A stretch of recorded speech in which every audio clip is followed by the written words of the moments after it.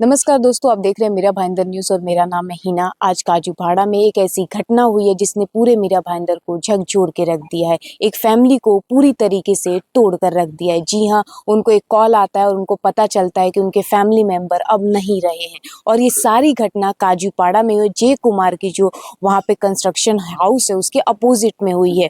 लेकिन अभी तक जो आपको बता दे, पुलिस का कहना है कि वहाँ पे कोई भी सीसीटीवी कैमरा नहीं है।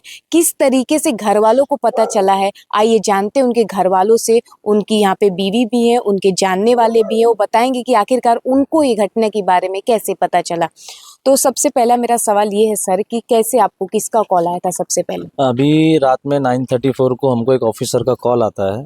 वो हमसे बोलते हैं कि ये इस्माइल आपके कौन लगते हैं। तो मैंने कहा ये मेरे चाचा हैं। तो उन्होंने बोला उनका एक्सीडेंट हो गया है और आप फटाक से मीरा भाईंदर में एक तंबी हॉस्पिटल है वहाँ पर आ जाओ। तो मैंने उनसे जाना कि क्या हुआ है, कितना मार लगा है मेरे चाचा को। तो उन्होंने सडनली बोला देखो हम घुमा फिरा के नहीं बोलेंगे। उन्होंने डायरेक्ट ये स्टेटमेंट कहा कि इज नो मोर। उन्होंने जैसे ही बोला तो मुझे टेंशन में आ गया। तो मैंने पूछा ये एक्सीडेंट कहाँ पर हुआ।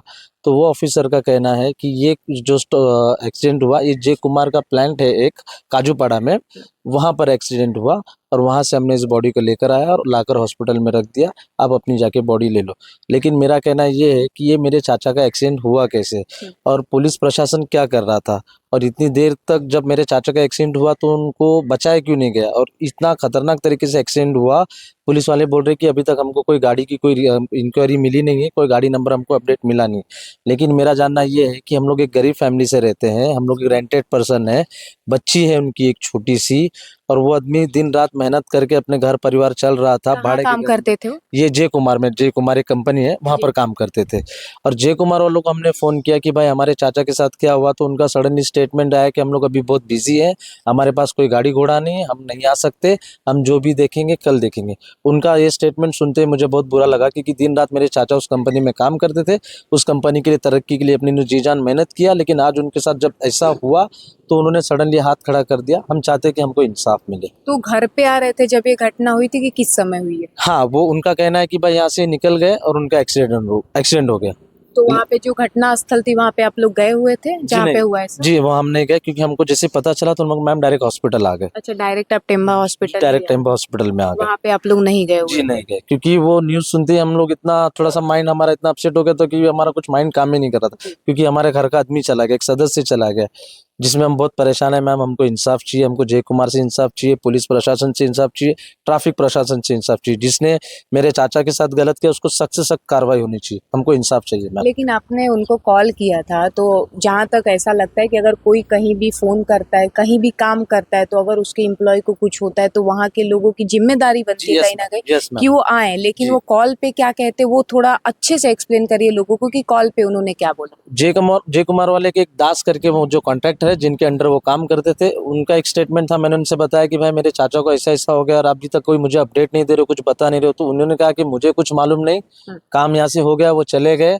अब वो क्या हुआ, मैं आके मेरे पास बाइक है, मैं कल आऊंगा, कल देखूंगा, जो भी है मैं आपको कल बताऊंगा, अभी कुछ नहीं बताऊंगा। अच्छा, तो जिनकी मृतक जो है जी, उनकी फैमिली में कौन कौन है? मेरी चाची है और उनकी एक बेटी है 11-12 साल की जो स्कूल पढ़ती है। मेरी चाची हाउसवाइफ है, घर में घर और बच्ची को संभालते हैं और चाचा पूरी जिम्मेदारी उनके ऊपर थी। मतलब पूरा घर का खर्चा वही उठाते यस थे? यस यस, पूरा घर का खर्चा चाचा उठाते थे। अच्छा, जी। ठीक है।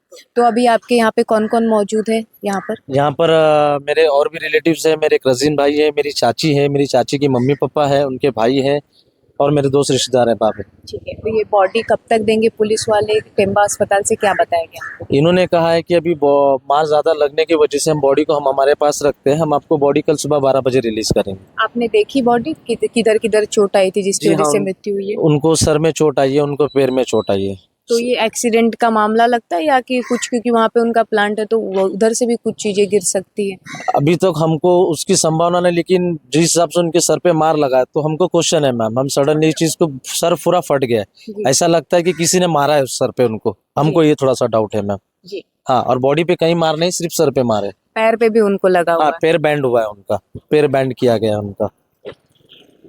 तो देखा आपने, हमने मृतक की परिवार वालों से बात की। उनका कहना है कि जय कुमार का जो प्लांट है उसके अपोजिट में ही ये घटना हुई है। जो मृतक है वो वहाँ पर काम करते थे और वो घर के लिए जब रवाना हो रहे थे तभी ये घटना हुई। अब ये नहीं बताया जा पा रहा है कि आखिरकार ये घटना कैसे हुई है, उनकी मृत्यु कैसे हुई, क्योंकि कहीं ना कहीं उनका वहाँ पे प्लांट भी है और वहाँ पे पुलिस वालों का ऐसा कहना है कि ट्रक या कोई और गाड़ी भी आ सकती है, क्योंकि वहाँ पे सीसीटीवी कैमरा नहीं है, तो पता नहीं चल पाएगा कि आखिरकार ये घटना कैसे हुई। वो जांच कर रहे हैं। लेकिन एक बड़ा सवाल ये उठता है कि आखिरकार अगर कोई भी व्यक्ति अगर कहीं पे काम करता है, अगर उसको कुछ भी होता है, तो उस कंपनी की जिम्मेदारी बनती है कहीं ना कहीं कि वो आके देखे कि आखिरकार क्या हुआ। और यहाँ पर एक परिवार के सदस्य चला गया है, लेकिन इसके बाद भी जो मिस्टर दास है उनका कहना है कि उनके पास में बाइक नहीं है, वो कल आ पाएंगे, कल देखेंगे। मृत्यु आज हुई है लेकिन वो कल देखेंगे। किस प्रकार का जवाब आखिरकार जय कुमार की तरफ से दिया गया।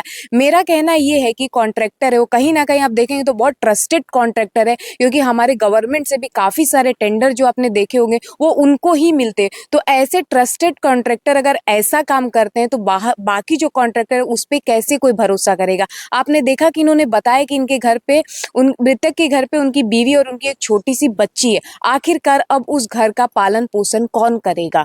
आप ही बताएं, अगर बच्ची छोटी है, महिला जो है वो हाउस वाइफ है, वो कहाँ जाएगी काम करने को। लेकिन इस प्रकार की जो घटनाएं हो रही है मीरा भाईंदर, बेहद ही निंदनीय है, क्योंकि हमने लगातार देखा इस तरीके की मामले होते और कहीं ना कहीं कॉन्ट्रैक्टर पुलिस वाले को पैसे देके कहीं ना कहीं से मामले को दबा दिया जाता है और मृतक के परिवार को कभी भी इंसाफ नहीं मिलता। हम आज 2 बजे यहाँ पर खड़े हुए क्योंकि हमें कॉल आया कि ऐसी ऐसी घटना हुई है। हम भी चाहते हैं कि इनके परिवार को न्याय मिले, क्योंकि जो बीवी है और उनके जो बच्चे हैं उनको इंसाफ मिलना चाहिए। और मेरा ये सवाल जय कुमार और उनके प्लांट से, जो बहुत बड़े कॉन्ट्रैक्टर है, कहीं ना कहीं आप देखेंगे बम्बई से लेके यहाँ मीरा भाईंदर में अगर किसी को टेंडर मिलता है तो वो जय कुमार ही है।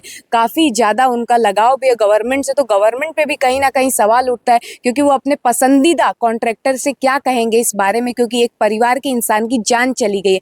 क्या इनको इंसाफ मिलेगा? हम यही आशा करते हैं कि पुलिस भी इसकी निष्पक्ष रूप से जांच करे, क्योंकि कहीं ना कहीं जब बड़े इंसान का मामला आता है तो कहीं ना कहीं गरीब को हमेशा दबाया जाता है। आपने सुना कि वो रेंट पे रहती है, आखिरकार अब उनका रेंट कौन भरेगा? क्या जय कुमार इसकी भरपाई कर पाएंगे?